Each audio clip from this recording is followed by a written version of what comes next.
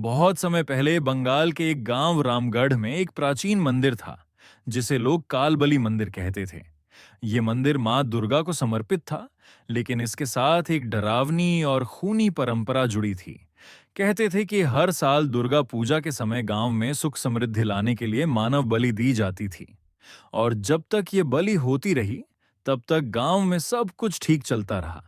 लेकिन जिस साल ये बलि नहीं हुई, उस साल गांव में अकाल पड़ा, बीमारियां फैली और लोगों की मौतें हुईं। गांव वाले डरकर इस परंपरा को मानते रहे, लेकिन समय बीतने के साथ यह सवाल उठने लगा कि आखिर क्यों निर्दोष लोगों का खून मां दुर्गा को चढ़ाया जाता है, जबकि वे तो करुणा और न्याय की देवी हैं। फिर भी भय और अंधविश्वास ने गांव वालों की आंखें बंद कर दी थीं।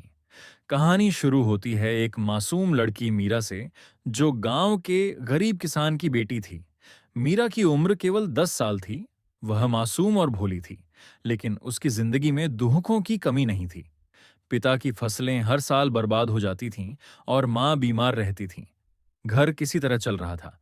तभी दुर्गा पूजा का समय आया और गांव के बुजुर्गों ने पंचायत बुलाई।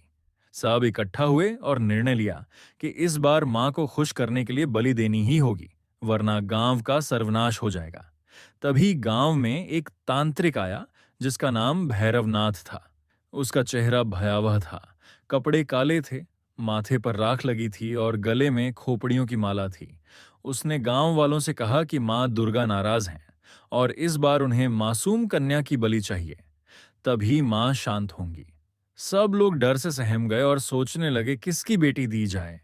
तभी तांत्रिक ने अपनी लंबी उंगली उठाई और भीड़ में खड़ी मीरा की ओर इशारा किया। उसने कहा, यही कन्या मां की बलि के लिए चुनी गई है।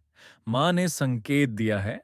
यह सुनते ही मीरा की मां फूट फूट कर रो पड़ी और चिल्लाकर बोली कि नहीं, मेरी बेटी निर्दोष है, यह मत करो। लेकिन पंचायत ने उसकी एक न सुनी।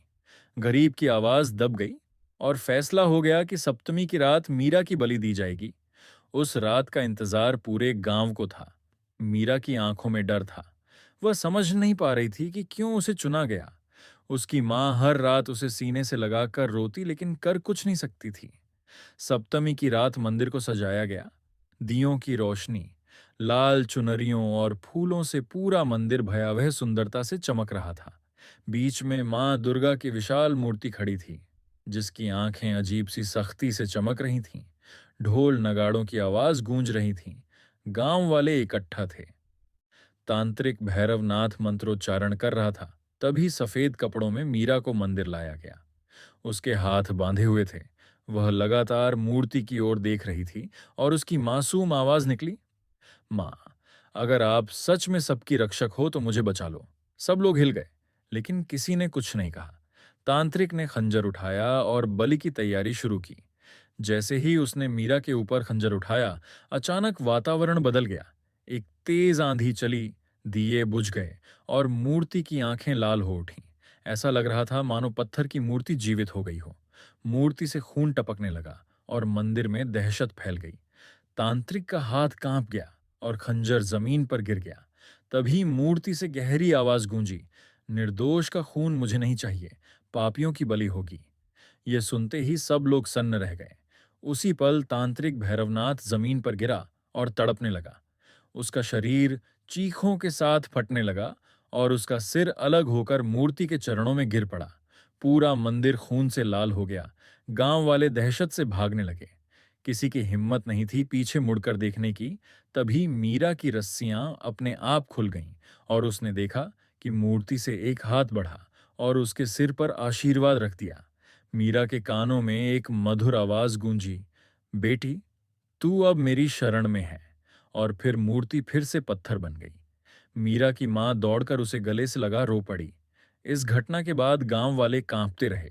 उन्हें समझ आया कि मां दुर्गा निर्दोषों का खून नहीं चाहती, बल्कि पापियों का विनाश करती हैं। लेकिन उस रात के बाद कालबली मंदिर और भी रहस्यमयी और भयानक हो गया। कहते हैं आज भी दुर्गा पूजा की रात वहां से चीखें सुनाई देती हैं। कभी तांत्रिक भैरवनाथ की आत्मा, कभी उन बच्चों की रूहें जिन्हें पहले बलि के लिए चढ़ाया गया था। गांव में आज भी यह कथा सुनाई जाती है कि जो भी पापी उस मंदिर में जाता है उसकी बलि माँ दुर्गा स्वयं ले लेती हैं। मीरा उस रात बच गई और लोग उसे देवी का रूप मानने लगे। लेकिन उसके चेहरे पर हमेशा उदासी छाई रहती। उसने कभी खुलकर मुस्कुराया नहीं, क्योंकि उसकी मासूम आंखों में उस भयावह रात की छाप हमेशा रही। और यही वह श्राप था जो गांव को आज भी डराता है कि निर्दोष की बलि देना सबसे बड़ा पाप है और माँ दुर्गा हमेशा अन्याय और बुराई के खिलाफ खड़ी होती है।